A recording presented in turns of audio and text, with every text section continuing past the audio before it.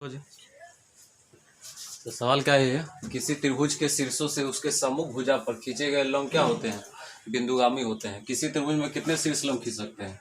मान लो त्रिभुज एबीसी है, तो यह पहला शीर्ष लंब हो गया, इस तरह परपेंडिकुलर लाइन का ये संकेत हो जाएगा। ये दूसरा शीर्ष लंब और ये तीसरा शीर्ष लंब। मान लेंगे ये कौन है, एडी है, ये बी और ये सीएफ शीर्ष लंब है। ये एक ही बिंदु किस बिंदु पर काट रहे हैं? जी बिंदु पर। शीर्ष लंब जिस बिंदु पर काटते हैं उसको क्या कहते हैं? लंब केंद्र कहते हैं। और लंब केंद्र हो चाहे माध्यिका के लिए केंद्रक हो, सब बिंदुगामी ही होता है। माध्यिका भी तीन खींचेंगे ना तो वो एक ही बिंदु पर क्या होगा, एक दूसरे को काटेगा। तो आपको सिद्ध करना है कि इस त्रिभुज में शीर्षों से उसके सम्मुख भुजा पर जो लंब खींच रहे हैं, शीर्ष ए से एडी लंब है, शीर्ष बी से बीई लंब है, सी से सीएफ लंब है। ये तीनों लंब क्या होते हैं? एक बिंदुगामी होते हैं, यानी एक ही बिंदु पर क्या करते हैं? काटते हैं। तो हम लोग क्या करेंगे, सिद्ध कर देंगे कि ये तीनों शीर्ष लंब क्या है? परस्पर लंब है। कह रहा है लंब होगा तभी एक दूसरे को एक बिंदु पर काटेगा। तो हम लोग क्या करेंगे, किसी दो का प्रयोग करके तीसरे पर सिद्ध करेंगे। एडी और बीई का लंब का प्रमेय लगाकर सीएफ को सिद्ध कर देंगे कि सीएफ क्या है? एबी पर लंब है। किसी एक भुजा पर सिद्ध करना है दो को लेकर। मान लेंगे शीर्ष ए का सदिश वेक्टर ए, शीर्ष बी का सदिश वेक्टर बी और शीर्ष सी का सदिश अगर वेक्टर सी हो, तो आप हमको यह बताओ कि हम किस भुजा पर सिद्ध करें कि यह परस्पर लंब है? कौन से भुजा पर? बताओ। यदि एडी माध्यिका पर सिद्ध करें कि बी की सी पर सिद्ध करें? किसी एक माध्यिका का नाम बताओ। हाँ, एडी माध्यिका पर सिद्ध करें। यहाँ देखिए बोर्ड पर, चूंकि सिद्ध करना है कि क्या सिद्ध करना है? सिद्ध करना है कि क्या एडी क्या है? परपेंडिकुलर टू है किस पर? बीसी पर। एडी किस पर लंब है? बीसी पर लंब है। इसका संकेत कैसे लिखेंगे? अगर एडी लंब है बीसी पर तो एडी का सदिश कौन है? वेक्टर ए डॉट बीसी का सदिश क्या लिखोगे? सी का सदिश माइनस बी का सदिश इक्वल टू क्या लाना है आपको? 0। तो आपको यह आप सिद्ध करके लाना है। अगर आप एडी भुजा पर सिद्ध करना चाहते हैं तो एडी भुजा का सदिश कौन है? वेक्टर ए किस पर गिर रहा है? बीसी पर। तो बीसी का सदिश कैसे निकालोगे? सी का सदिश माइनस ए का सदिश। किसी भुजा का सदिश कैसे ज्ञात करते हो? अगले का सदिश माइनस पहले का सदिश। कोई कहेगा सर जी हम किस पर सिद्ध करेंगे? बी पर सिद्ध करेंगे। तो बी का सदिश क्या है? वेक्टर बी है। और किस पर गिर रहा है? एसी पर। तो एसी का सदिश क्या हो जाएगा? Vector C minus vector A हो जाएगा।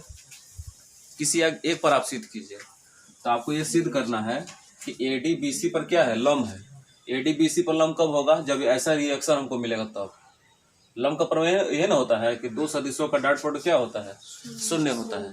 तब आपको यह सिद्ध करके लाना है। इसके लिए क्या करेंगे, हम अन्य दो पर लंब का प्रमेय लगाएंगे। माना कि प्रथम शर्त से अगर एडी पर सिद्ध करना है तो कौन बच गए? बीई लंब है किस पर? एसी पर। अगर बीई लंब है एसी पर तो इसीलिए बीई का सदिश क्या है जी? वेक्टर बी डॉट एसी का सदिश क्या होगा? Vector C minus vector A equal to क्या मिलेगा? 0। ब्रैकेट खोलो। वेक्टर बी में सी का into vector B dot vector C और वेक्टर बी का इसमें into vector B dot vector A equal to क्या उधर मिला? 0। थोड़ा क्रम सजा लो। Vector B dot vector C minus vector A dot vector B equal to क्या? 0। और क्रम बदल दिए हैं। डॉट प्रोडक्ट अदिश गुणनफल क्रम विनिमय नियम का पालन करता है, लेकिन एक क्रॉस प्रोडक्ट होता आप चेंज नहीं कर सकते, चिन्ह बदल सकते हैं। अब क्या करेंगे, वेक्टर ए को उधर भेज देंगे, ए डॉट वेक्टर बी को, तो मिलेगा vector B dot vector C equal to vector A dot vector B. ये समीकरण क्या बन जाएगा? फर्स्ट। इसी प्रकार अंतिम वाले शीर्ष लंब को प्रमेय लगाइए। इसी प्रकार यदि एडी बीसी पर लंब था तो सिद्ध करना है, बीसी एसी पर लंब है तो वो सिद्ध करके ला रहे हैं। एक बच गया कौन? C F perpendicular to A B. तो क्या लिख सकते हैं? सी एफ का वेक्टर क्या सदिश कौन है? Vector C dot A B का सदिश कैसे निकालोगे? Vector B minus vector A equal to क्या लिखोगे? 0। ब्रैकेट खोलो। Vector C dot vector B और लिया इसमें टू किया, अब इसमें टू करेगा minus vector C dot vector A equal to क्या मिला था 0। अब क्या करेंगे, इसको भी थोड़ा सजा लीजिए, इसको थोड़ा क्रम बदलो, इसका क्रम बदलते हैं। Vector B dot vector C minus vector C dot vector A equal to क्या उधर 0। तो vector B dot vector C equal, इसको उधर भेजेंगे तो vector D vector C dot vector क्या मिलेगा ए मिलेगा। इसको समीकरण क्या बना लेंगे सेकंड। समीकरण 1 और 2 से क्या दिख रहा है आपको, समीकरण 1 तथा 2 से कि दोनों का एलएचएस क्या है बराबर है, तो दोनों का आरएचएस बराबर लिख सकते हैं। मतलब vector A dot vector B equal किसे लिख सकते हैं, vector C dot vector A, इसको उठा कर इधर ले आओ, vector A dot vector B minus vector C dot vector A equal to क्या उधर 0। कुछ कॉमन है इसमें, वेक्टर ए कॉमन है तो क्या बचेगा, वेक्टर बी यहाँ से और यहाँ से वेक्टर सी। आपको क्या करना है, सिद्ध करना है, किसी एक को सिद्ध कर दीजिए। जब किसी सवाल में बल का सदिश दिया हो इस प्रकार, विस्थापन का सदिश दिया हो इस प्रकार, और आपको कह रहा हो कि सिद्ध कीजिए कि बल द्वारा किया गया कार्य इतना होगा, या कार्य की गणना पूछेगा, तो चूंकि कार्य कैसी राशि है, अदिश राशि है, इसलिए बल और विस्थापन का गुणा करके कार्य की गणना हम डॉट प्रोडक्ट से करेंगे, जिसको कहते हैं अदिश राशि। क्यों, क्योंकि सवाल में बल का सदिश दिया है, अब विस्थापन का सदिश भी दे दिया है। अब क्या लिखेंगे, चूंकि कार्य का एक सूत्र जानते हैं, फिजिक्स में पढ़ते हैं, W इक्वल टू क्या होता है F इंटू डी से, इसे सदिश में क्या लिखेंगे, वेक्टर W या परिमाण ले लीजिए आप इसका, vector F dot vector D, यानी बल के परिमाण, बल के सदिश और विस्थापन सदिश के डॉट प्रोडक्ट को क्या कहते हैं, कार्य कहते हैं। कार्य का परिमाण याद करना, कार्य एक अदिश राशि है, इसलिए इसका वैल्यू इन दोनों सदिशों के डॉट प्रोडक्ट से ही निकालेंगे। डॉट प्रोडक्ट मीन्स अदिश गुणनफल। तो अदिश गुणनफल कैसे करेंगे, ये वेक्टर एफ का वैल्यू कितना हमारे पास है 2i cap plus 3j cap plus 7k cap. अब किसे डॉट प्रोडक्ट कराना है, विस्थापन सदिश से। विस्थापन सदिश कितना है 2i cap plus 3j cap plus 5k cap कराना है। क्यों, अब अदिश गुणनफल कैसे करते हो, आपको याद है ना, कैसे गुणा करेंगे, 2 से 2 का इंटू कितना हो जाएगा 4, 3 में 3 का इंटू प्लस 9, 7 में 5 का इंटू 35, जोड़ दो 9 4 13, अब 35 कितना हो जाएगा 48, मात्रक दे देंगे इकाई। बस बहुत आसान है, कोई दिक्कत नहीं, बना लीजिए।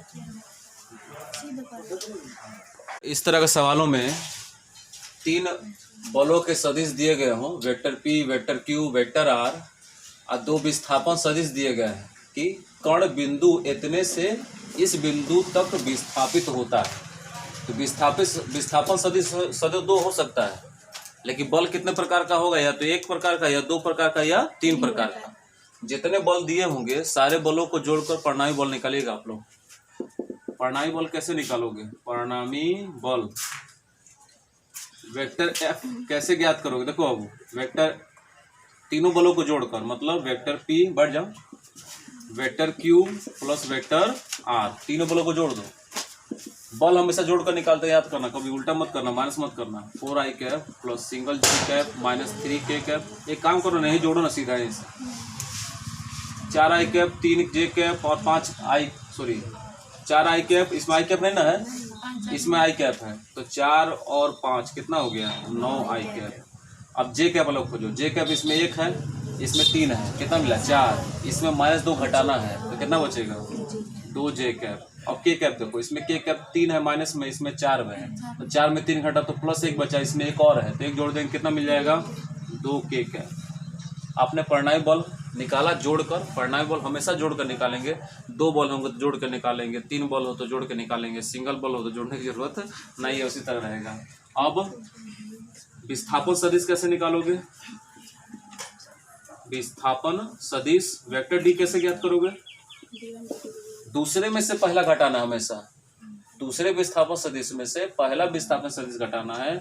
Vector D2 minus vector D1, इना के पहले में दूसरा घटा देना, दूसरे में से पहला घटाना है, तो 6 में से 2 घटा 4i कैप, 9 में से 5 घटा 4j कैप, है ना, 0 में 0 घटा तो 0k कैप मिला। आप किसकी गणना करने वाले हो, इसीलिए कार्य का W इक्वल टू क्या सूत्र होता है, vector F dot vector D। बल और विस्थापन का अदिश गुणनफल, वेक्टर F कितना निकाले हैं, 9i cap plus 2j cap plus 2k cap dot vector D का वैल्यू कितना है, 4i cap plus 4j cap plus 0k cap. अदिश गुणनफल बहुत आसान, प्लस 9 प्लस 4 कितना होता है, प्लस 36, प्लस 2 प्लस 2 प्लस 2 और प्लस 4 कितना होता है, प्लस 8, प्लस 2 और 0 क्या होता है, इक्वल टू 0। 36 और 8 कितना होता है, 44। ये आपको सिद्ध करना है कि कार्य का इकाई कितना होगा, 44 इकाई होगा। तो बल सदैव जोड़कर निकालना है, विस्थापन सदैव दूसरे में से पहला घटाना है। कार्य का सूत्र बार बार दोहरा रहे हैं, बल और विस्थापन के अदिश गुणनफल से ही प्राप्त होगा। इस प्रकार सारे सवाल हल करेंगे, चाहे वो कितने बल हों चाहे 2 विस्थापन हो।